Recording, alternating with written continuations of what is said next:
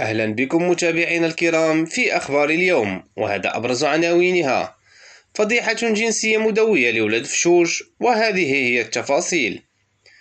أحالت مصالح الفرقة الولائية الجنائية على المحكمة الزجرية بعين السبع 11 شخصا بتهمة تكوين شبكة للدعارة والفساد إثر توقيفهم متلبسين بتنظيم حفل جماعي بأحد فيلات حي بوسيجور في الدار البيضاء. وتعود تفاصيل الواقعة إلى يوم أمس، حيث أوقفت المصالح الأمنية عناصر الشبكة وتضم 11 شابا و5 فتيات في كمين أمني بعد مغادرتهم لفيلا بالحي المذكور، في حين لاذ آخرون بالفرار من بينهم صاحب الفيلا.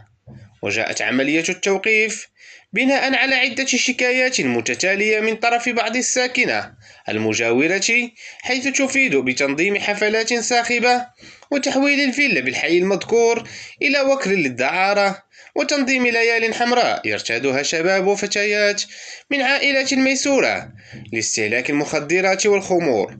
وقد صدرت مذكرة بحث عن صاحب الفيلا وأيضا عن كل من ساهم في هذه الحفلات، والمقدر عددهم في 20 شابا وشابة تم تحديد هويتهم.